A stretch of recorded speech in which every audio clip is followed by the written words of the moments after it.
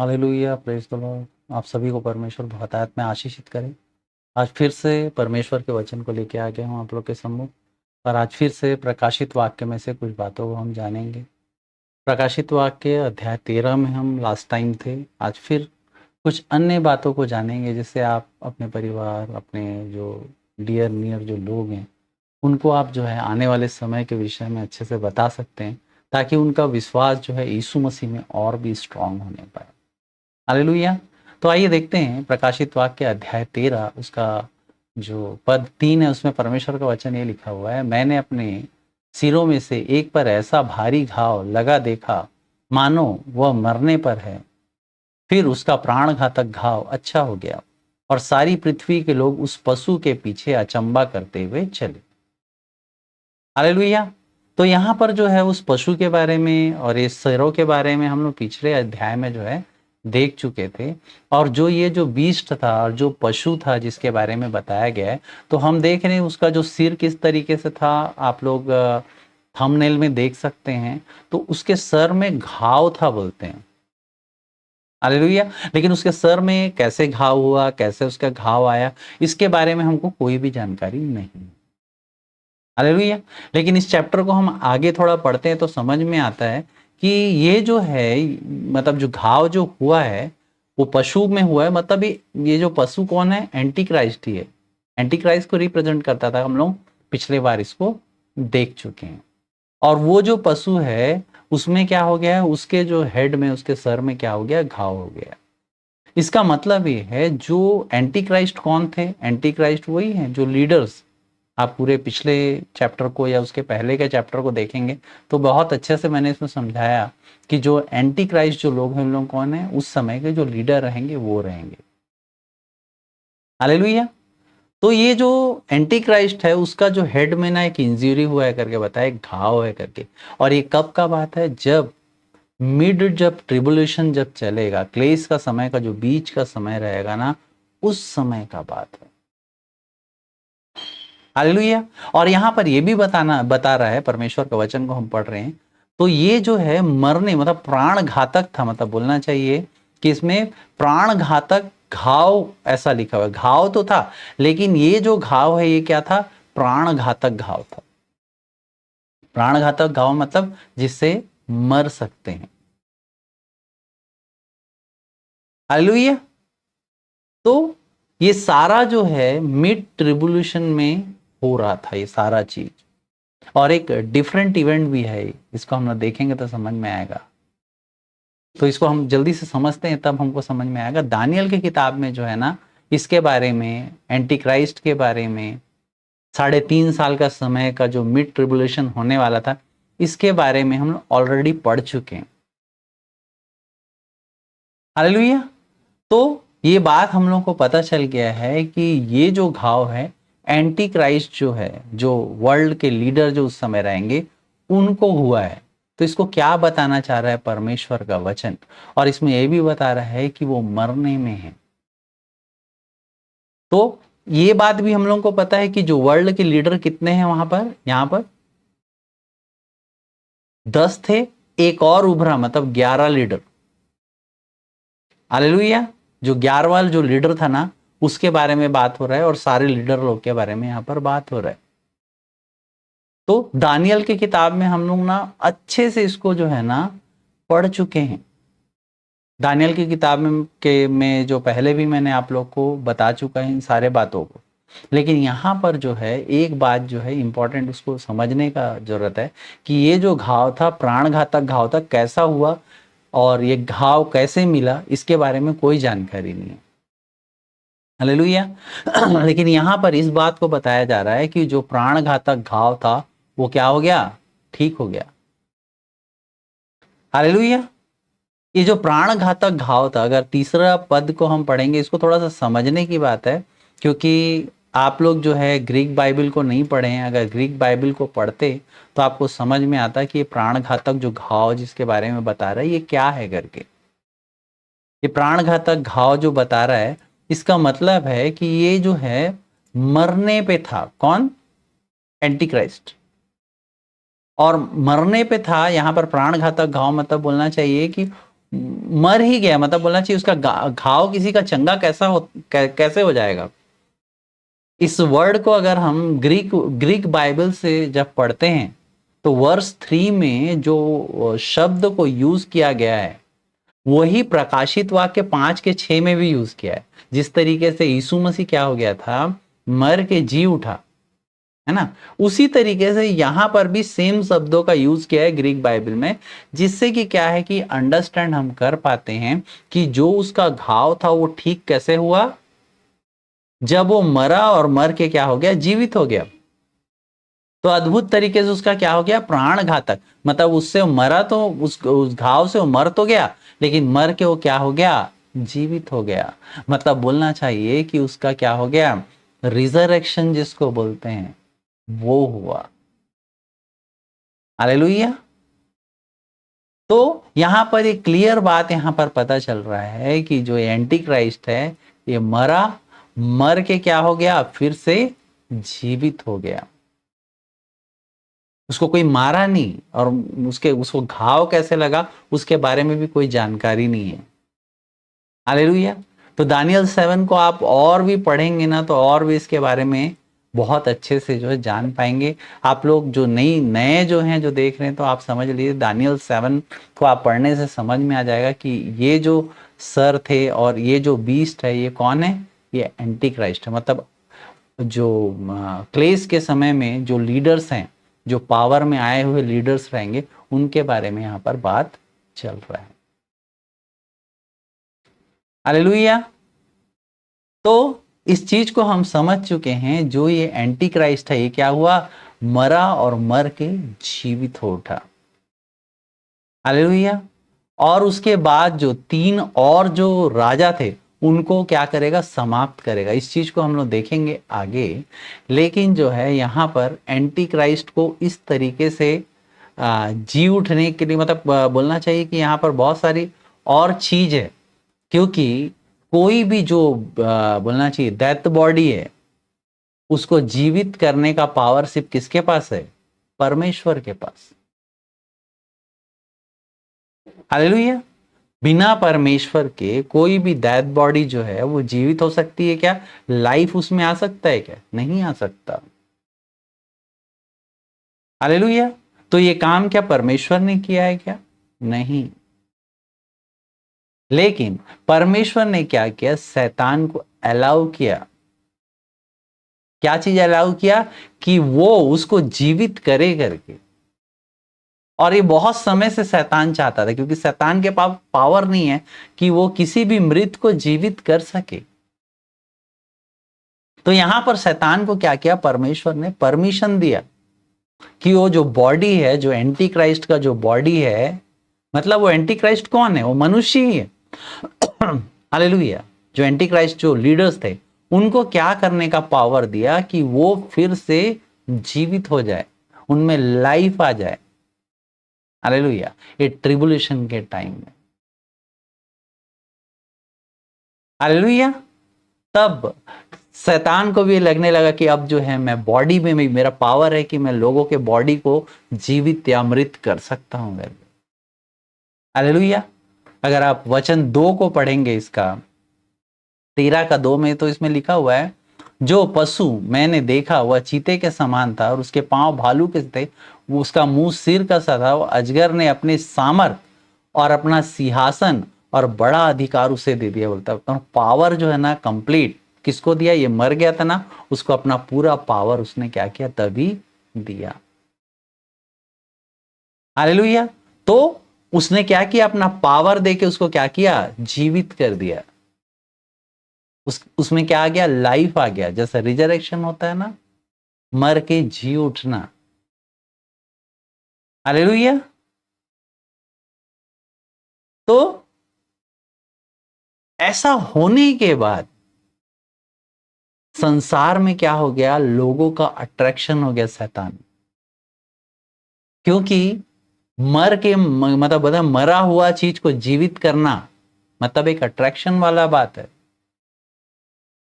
ठीक है। उसके बाद क्या होता है, लोगों का अट्रैक्शन हो जाता है, कौन, शैतान। और लोग उसकी फिर पूजा करने लगते हैं। इसी बात को 4 पद में बोलता है, लोगों ने अजगर की पूजा की क्योंकि उसने पशु को अपना अधिकार दिया था और यह कहकर पशु की पूजा की, इस पशु के समान कौन है, कौन उससे लड़ सकता है करके ऐसा परमेश्वर का वचन कहता है। तो जैसी वो रिजर्वेशन मर के जी उठता है तो एंटी क्राइस्ट जो रहता है, ठीक है, वो जो है मतलब अपना पूजा कराता है। हालेलुया। और इस बात को बोलते हैं लोग, इस बात को बोलते हैं कि इस पशु के समान कौन है करके, जो एंटी क्राइस्ट के समान जो मर के जी उठा है, इससे कौन लड़ सकता है करके लोग बोलते हैं। और इसके कारण जो पूरे संसार के जो लोग हैं उस एंटी क्राइस्ट का, उस बीस्ट का, उस लीडर का, उन लोग क्या करते हैं, वर्शिप करते हैं। हालेलुया। तो मेरे कहने का मतलब है कि इस बात को आप समझ गए होंगे कि शैतान का क्या योजना है। हालेलुया। और ये जो है सिचुएशन होने के बाद शैतान अपने आप को भगवान समझने लगता है। हालेलुया। उसको ये लगता है कि संसार का जो है कौन, इस संसार का भगवान मैं हूं और सारे लोग मेरा पूजा कर रहे हैं करके, सारे लोग मेरे अधीन हो गए हैं करके। अब मेरा मृत्यु पर भी अधिकार है क्योंकि मैं बॉडी को जीवित भी कर सकता हूं, जैसे परमेश्वर के पास अधिकार है। परमेश्वर के पास अधिकार है कि वो लाइफ, उसका पावर है परमेश्वर के पास कि वो लाइफ दे सकता है, ले सकता है। हालेलुया। तो एंटी क्राइस्ट जो है और शैतान, शैतान ये सोचता है कि अब जो है फिजिकल जो चीजों में भी जो है ना मेरा कंट्रोल है और वर्ल्ड में पूरा कंट्रोल मेरा हो चुका है क्योंकि मैं लाइफ को दे भी सकता हूं, ले भी सकता हूं करके। हालेलुया। और सारे लोग जो हैं उसका क्या करने लगते हैं, वर्शिप करने लगते हैं। इसके बारे में पौलुस ने भी बताया। अगर आप दूसरा थिस्सलुनीकियों का किताब को निकालेंगे, उसका पद 8 में परमेश्वर का वचन कहता है, तब वह अधर्मी प्रकट होगा जिसे प्रभु यीशु अपने मुंह की फूंक से मार डालेगा और अपने आगमन के तेज से भस्म करेगा। उस अधर्मी का आना शैतान के कार्य के अनुसार सब प्रकार की झूठी सामर्थ और चिन्ह और अद्भुत काम थे करके बोलता है। हालेलुया। तो मेरे कहने का मतलब वो सारे झूठे काम, अद्भुत काम जो है ना, वो जितना दिखा सकता है उस समय दिखाएगा और लोग बताएगा कि देखो ये जो मर के जीवित हो उठाए करके। हालेलुया। और सारे लोग पर क्या करेगा, अपना अधिकार जमाएगा। हालेलुया। तो मेरे कहने का मतलब है इस मिड रिवॉल्यूशन में शैतान का यही बहुत बड़ा प्लान है और सारे लोग इस बोलना चाहिए इस एंटी क्राइस्ट को क्या समझेंगे पता है आपको, इस एंटी क्राइस्ट को समझेंगे लोग मसीहा। क्यों समझेंगे, क्योंकि वो मर के क्या हो जाता है, जी उठता है।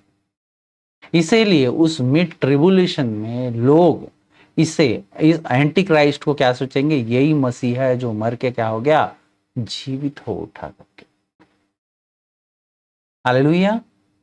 दूसरा थिस्सलुनीकियों की किताब अध्याय 2 उसका पद 3 और 4 में बोलता है, किसी रीति से किसी के धोखे में ना आना, क्योंकि वह दिन ना आएगा जब तक धर्म का त्याग ना हो ले और वह पाप का पुरुष अर्थात विनाश का पुत्र प्रकट ना हो, जो विरोध करता है और हर एक से जो ईश्वर या पूज्य कहलाता है अपने आप को बड़ा ठहराता है, यहां तक कि वह परमेश्वर के मंदिर में बैठकर अपने आप को ईश्वर ठहराता है करके बोलते हैं। अरे यस, वो परमेश्वर के मंदिर में, अभी आगे हम लोग पढ़ेंगे कि मेल बलि को रुकवाता है, मैं ईश्वर हूं करके वो बताता है यहूदी टेम्पल में।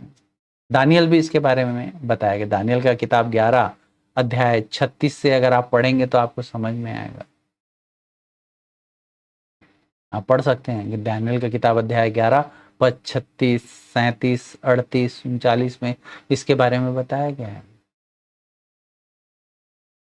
हालेलुया। किस तरीके से बताया गया कि वो क्या करेगा, दृढ़ गढ़ों में जो बोलना चाहिए पूजा पाठ करेगा, बहुत सारा जो है ना पराय देवता के सहारे दृढ़ गढ़ों से लड़ेगा, और बहुत चीजों को बताया गया, आप पढ़ सकते हैं उसको। हालेलुया। तो मेरे कहने का मतलब है, शैतान जो है इस टाइम में इस तरीके से कार्य करेगा, अपने आप को क्लेम करेगा शैतान की मैं मसीह हूं करके, मर के जी उठने वाला मसीह करके। हालेलुया। लेकिन ये जो मसीह है, ये मसीह है क्या? ये मसीह नहीं है। क्यों? क्योंकि इसका काम जो है दानियल के किताब में आपको दिखेगा, क्योंकि ये मर के जी उठने के बाद दानियल की किताब अध्याय 11 उसका 36 पद में बोलता है, तब वो राजा अपनी इच्छा के अनुसार काम करेगा और अपने आप को सारे देवताओं के ऊपर और बड़ा ठहराएगा, वरन सब देवताओं के परमेश्वर के विरुद्ध भी अनोखी बातें करेगा, जब तक वह परमेश्वर का क्रोध शांत न हो जाए, जब तक उस राजा का कार्य सफल होता रहेगा। क्योंकि जो कुछ निश्चय करने का ठाना हुआ है वो अवश्य पूरा होने वाला है। वह अपने पुरखों के देवताओं की चिंता न करेगा, न स्त्रियों की प्रीति की कुछ चिंता करेगा, और न किसी देवता की, क्योंकि वह अपने आप को सबों के ऊपर बड़ा ठहराएगा। वह अपने राज पर स्थिर रहकर दृढ़ गढ़ों ही के देवताओं का सम्मान करेगा। यहाँ 38 में आप पढ़ सकते हैं, वो अपने राजपद पर स्थिर रहकर दृढ़ गढ़ों के ही देवताओं का सम्मान करेगा। एक ऐसा देवता का जिसके पुरखा भी नहीं जानते थे, वह सोना चांदी मणि और मनभावी वस्तु चढ़ाकर उनका सम्मान करेगा। हालेलुया। तो ये एंटी क्राइस्ट है, ये यीशु मसीह है क्या? नहीं। हालेलुया।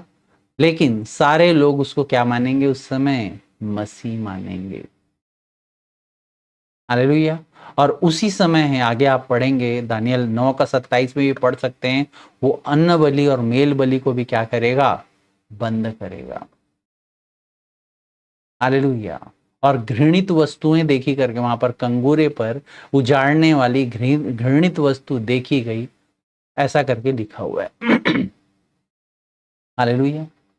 जिसके बारे में यीशु मसीह ने भी बताया, पौलुस ने भी इसको बताया है। अगर आप पढ़ेंगे मत्ती रचित सुसमाचार में भी है। लेकिन मत्ती रचित सुसमाचार में अभी आप देख सकते हैं, मत्ती रचित सुसमाचार अध्याय 24 उसका 15 में बोलता है, इसलिए जब तुम उस उजाड़ने वाली घृणित वस्तु को, जिसकी चर्चा दानियल भविष्यद्वक्ता द्वारा हुई थी, पवित्र शास्त्र में खड़ी हुई देखो, तब जो यहूदियों में हो वे पहाड़ों पर भाग जाए, जो छत पर हो वो अपने घरों के सामान लेने के लिए ना उतरे। ऐसा करके परमेश्वर का वचन यहाँ पर कहता है। हालेलुया। तो एंटी क्राइस्ट किस तरीके से काम करेगा आपको समझ में आ चुका होगा मेरे ख्याल से। उसका एक ही मकसद है, क्या? परमेश्वर के जैसा, यीशु मसीह के जैसा। वो क्या चाहता है कि मेरे पास भी पावर रहे, कि मैं जो लाइफ जैसा गॉड दे सकता है मैं भी दूं। हालेलुया। और लोगों को ये शो करना चाहता है कि मैं मसीह हूं, मैं इस जगत का क्या हूं? ईश्वर हूं करके। हालेलुया। तो अंत के समय में ये सारी चीजें होने वाली है। और भी कुछ चीजें हैं जो मैं एक साथ अभी नहीं बता रहा हूं, लेकिन अध्याय 13 बहुत इंपॉर्टेंट है। आप जो है इसके बाद का भी जो बातों को आप समझिएगा, क्योंकि आगे जो है हम 666 के बारे में जानेंगे। तो जरूर आप बने रहिए और इसको देखते रहिए, इस पूरे सीरीज को, तो आपको बहुत सारे परमेश्वर के वचन जो है क्लियर होंगे। हालेलुया। आइए एक छोटा सा प्रार्थना करेंगे। दयालु परमेश्वर, तेरा धन्यवाद देते हैं पिता, तू दया कर पिता परमेश्वर, ताकि पिता तेरे गुड़ और छुपे बातों को हम समझ पाए मेरे खुदा। और पिता परमेश्वर हमारा विश्वास उससे बढ़ने पाए मेरे परमेश्वर। जहां कहीं से भी लोग सुन रहे हैं मेरे परमेश्वर पिता, सब पे दया कर पिता, सबको बुद्धि दे मेरे परमेश्वर पिता, और तेरे वचनों में विश्वास करने के लिए पिता तू पिता परमेश्वर क्षमता दे मेरे परमेश्वर। तेरा धन्यवाद देता हूँ हर एक बातों के लिए पिता, सहायता के लिए धन्यवाद देते हुए प्रार्थना यीशु के नाम से मांगता हूँ, आमेन। हालेलुया। परमेश्वर आप सबको बहुत आयत में आशीषित करे।